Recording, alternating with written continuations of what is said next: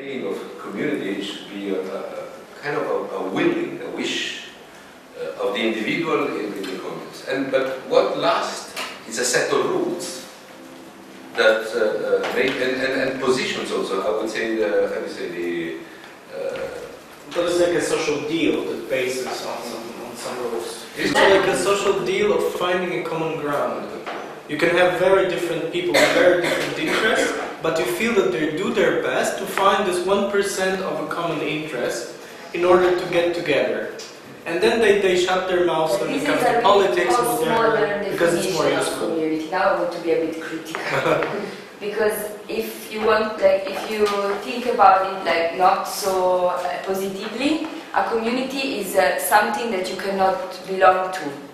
Like in Italy, for example, there are different communities and there is this fear of the migrants, fear of people that come from another nation, because of course you don't know them, and all these processes that you can, you know, describe for 3 or 4 hours now. But a community can also be a detachment from society. Yeah, I would say that traditional communities are always based on identity, on a common shared identity. You said about temporary to put a set of rules. Then we need someone who maintain the position to create a community, because you can chef just for a while an action or a practice with a certain community.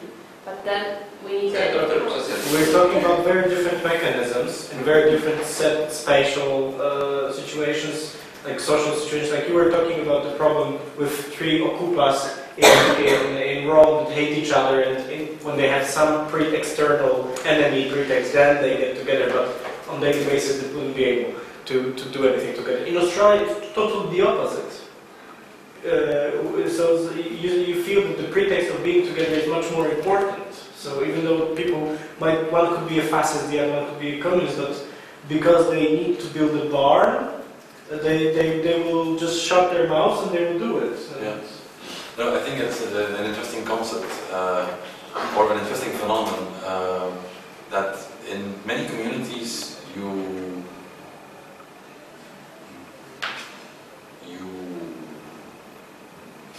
repress is too much, but you, as you say, you for instance, in a family, you will not discuss politics or religion.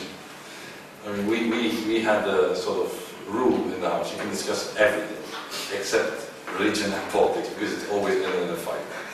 And that is what you do in a village or in that sort of communities. You avoid the topics that are too loaded.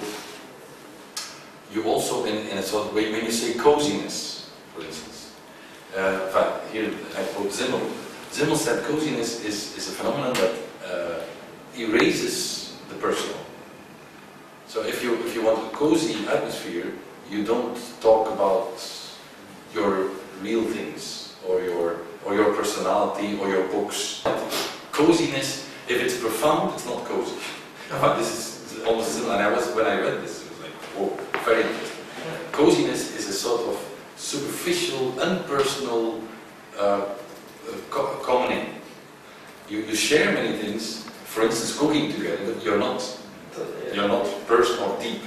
You just chit-chat the weather, the kids. You chit-chat. How do you call it coziness? Coziness. It's an essay of Simmel called coziness. Cozy is like an informal, familiar, cozy, nice, cozy, nice. Like in music, common. We are now between individuals. We are all individuals, spoiled individuals, and we live in a society that is not a society anymore. It's an addition of individuals, and we don't recognize ourselves in the society. Maybe we have this problem. I think this is so. The remaking of the community, it's providing a wide screen of different situations. I mean, I understand we try to make new gardening with these people and cozy, but other people, they say, you know, we have to speak the same language, the same religion, the same politics. This is the only chance for community. Resist this mess. Maybe in fluid modernity, Zygmunt Bauman suggests that this goal-based communitary deal started in America, basically. It started with because it's a totally, I mean, almost totally a migrant-based society. So you needed to find a platform, and this platform is based on exclusion of elements that are not unifying people. So you need to. So the deal is about reframing and rethinking common grounds all the time. Because if you don't have common grounds, the society falls apart. Because you have people from so different, varied places that you need to always take care of it. If you don't have a common ground, the society just doesn't exist.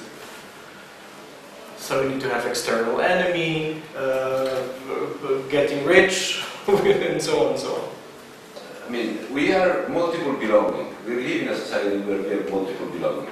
This is evident for everybody. But necessity of sharing space.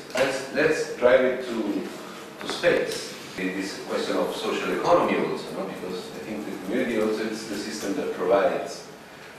When we talk about new economic possibility, we are talking about a social relation that recognize an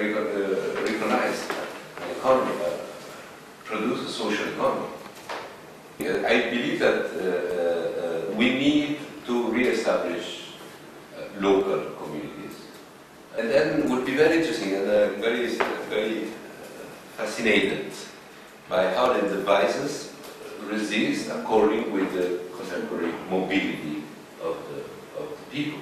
Because we are very mobile, yes. And we can reduce that. I mean, it would be sustainable to reduce that, but this is something that would last.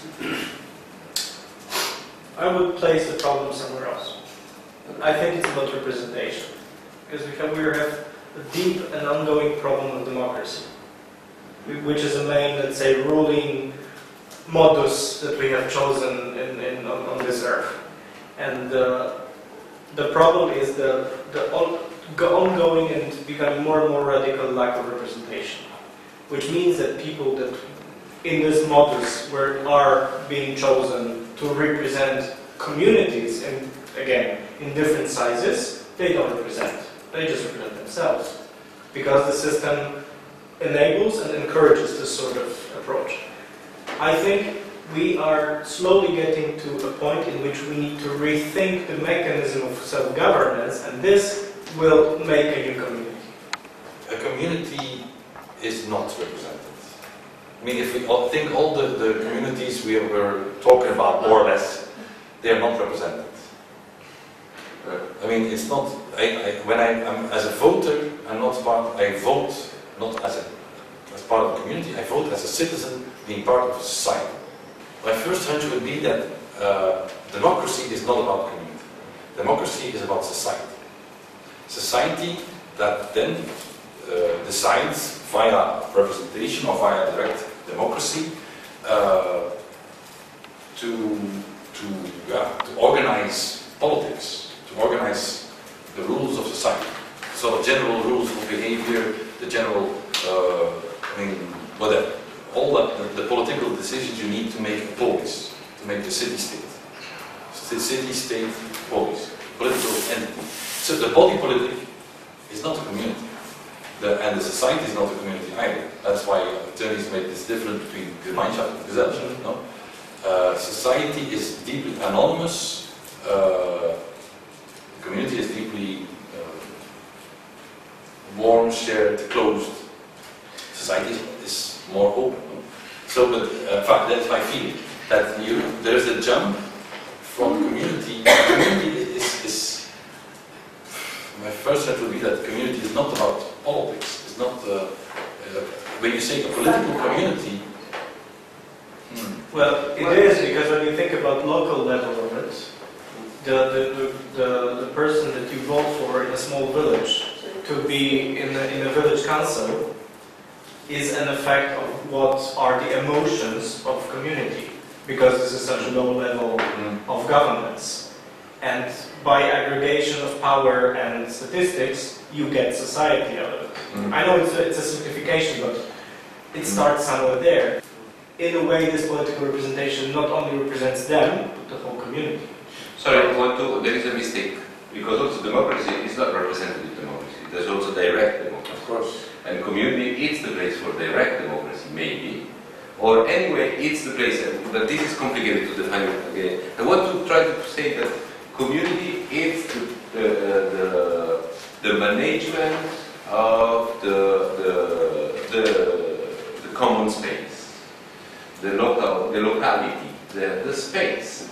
What defines the community to me is the capability of managing the space. If we see in the city or in villages whether there is a quality of space, there is a landscape or not, you define the quality of the community.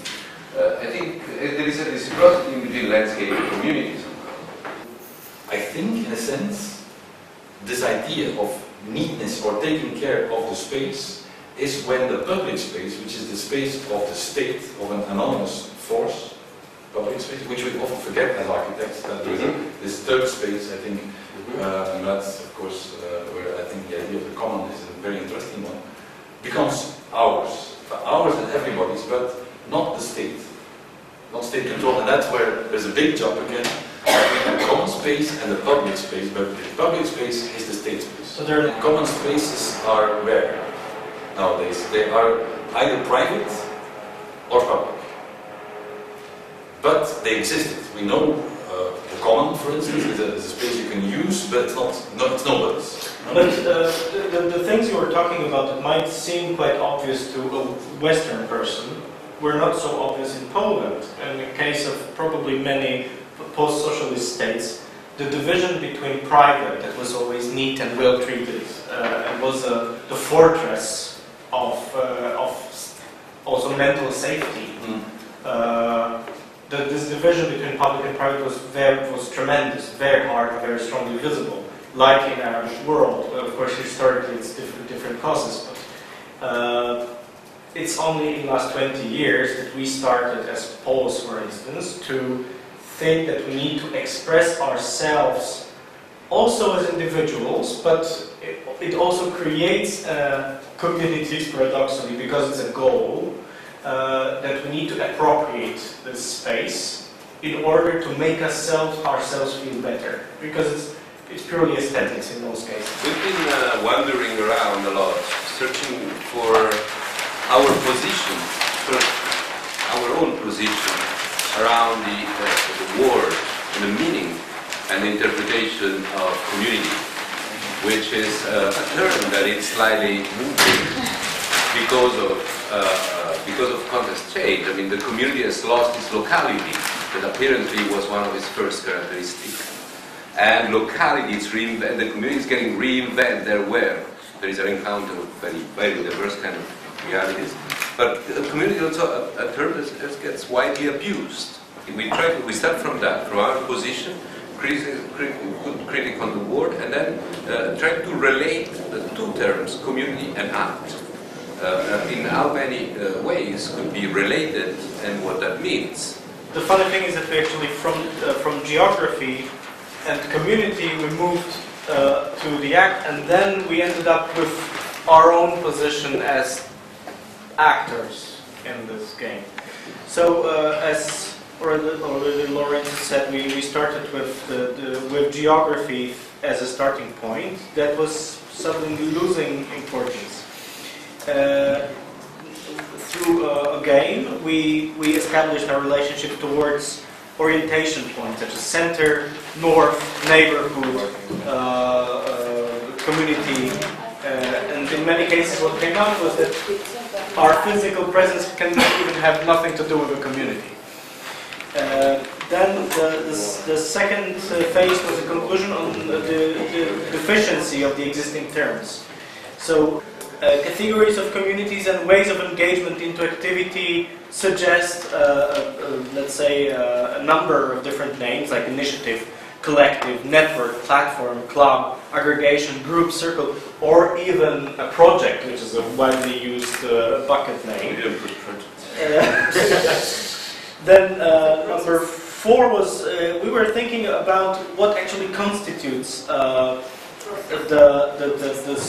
overused word of a community, and we started with the notion of regulations and rules according to which communities are being established, shaped, and governed during their existence. And what came out was that starting from like a proto-communities where we have very restrictive, strong, even orthodox rules, we are moving into modernity that actually enables us to get rid of what is usually the biggest limitation of rules, which is responsibility and exclusion if someone doesn't follow the rules.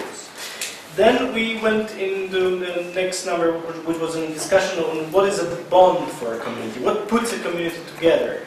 And this is where we start. The bond, it's fundamental for the community ties around the bond. Yeah, it's an interest, a common Still interest. last. And what came out at this point was that actually there were three spectrums, in fact, three main groups of possible interests.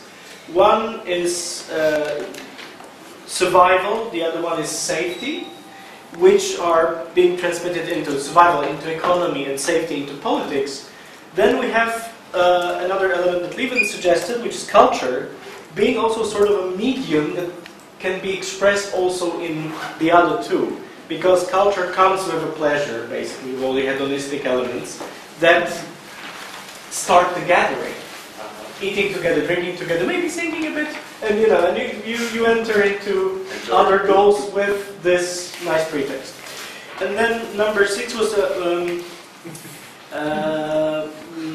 as already mentioned about the new discrepancy that was brought by modernity between the notions of space and community. So we have communities without space and space without communities. Like in many cases we can talk about large parts of especially Eastern European cities where there are no communities. Or even the term neighborhood is not really applicable because neighbors don't feel neighbors. Then the number 7 was a time dimension community, and the time came also with a notion of practice, language, and values. At some moment we were saying like that community is based on the fact that someone else uses your language. So there needs to be this common element of a language, and normally when you say speak my language, you say share my values. So this is what comes out quite fast. And when talking about values, we suddenly realize that more and more communities are based on intentionality or including or choosing the values. You can include or exclude values. And in some values, if some values don't fit the figure, don't fit the nice image, rounded image of your community, you just omit it. Just push it outside. And then number 8 was about one of, in my opinion, most quite crucial elements of community, which is responsibility. It's a term that is more and more pushed outside of talking about any social activity, in which we start talking also politics and crisis of representation. And this is when we talk about the real commitment. If you want to commit, it means, if you want to act as an activist, it means you take the responsibility of your acts. But I think responsibility, the question around responsibility, it's that the lack of responsibility, it's making community fading away. There is no community without responsibility. And then another element that was quite important is a basic motivation in the fact of being an actor or an activist and acting inside of a community. It's a motivation. So motivation is an element that is necessary also as a bonding element, because it bases on reciprocity. If we don't have reciprocity, we don't have any possible action. And one of the basiest motivations when it comes to like work with community for most of us is learning. We actually learn and suck hell a lot of know-how from people, and they have an experience and usually also learn from us. Because now we move from community to community act. And we're moving more and more into practice of the very act. And again, we stumbled upon methodology. Is there anything we can really call a methodology, or we can dare to develop any? And we would rather say that there is a possible set of presets that we can have before starting to work with someone. They're like sort of principles, rather. And this is when we started talking two notions that Lorenzo will develop, which is tolerance, or lack of it, and respect. Yes, we started to discuss also, starting from the question about tolerance, that we're not tolerant. Not being tolerant with the community, to be respectful, and to be respected, and to establish a reciprocity in terms of respect with the community. So, because there's a big misunderstanding, I think tolerance, it's very important to understand how to relate, limit in space otherness and diversity, to give space. I think it's a very contemporary principle, tolerance. Everything is tolerated because it's not discussed and it's not respect. And another element that came out, and this is like, it's very important for me, but I think that most of us have this problem, it's documentation. Because in many cases, highly contextualized projects are very difficult and very ephemeral, and they need a very good documentation. It's not architecture that you just go around and make a couple of photographs. It's something that has to be much more sophisticated in order to explain why, what, with whom, for what. Why? In fact, it's also about documenting a reality of situations that are very ephemeral, and in many cases dying situations, because they're related to spaces and like social and spatial situations that in many cases will just disappear from one day to another. By documenting, you have to think twice if you're going to show this documentation to the people that were in the project, of the community. Because it starts to play a role of a mirror that many people wouldn't like to look into. Because the experience that they had when being in a project might be totally different from what they might see from this objectivization of a documented description of the project. No, I'm not talking about documentation, I'm talking about a working group that includes the community. So that the documentation is also part of it. So we share the responsibility towards the outside, but also towards the inside, with the community, in representing the operational system. Usually, like in our work, we usually have a lot of, very often, not one representation, but we have a lot of different, getting rid of authoriality. I mean, the problem with artists working with the community, that sometimes their creative devices could become very useful in activate the community, but then the artist is very often more interested in the production of this artist's work than not in the relationship. I mean, the community.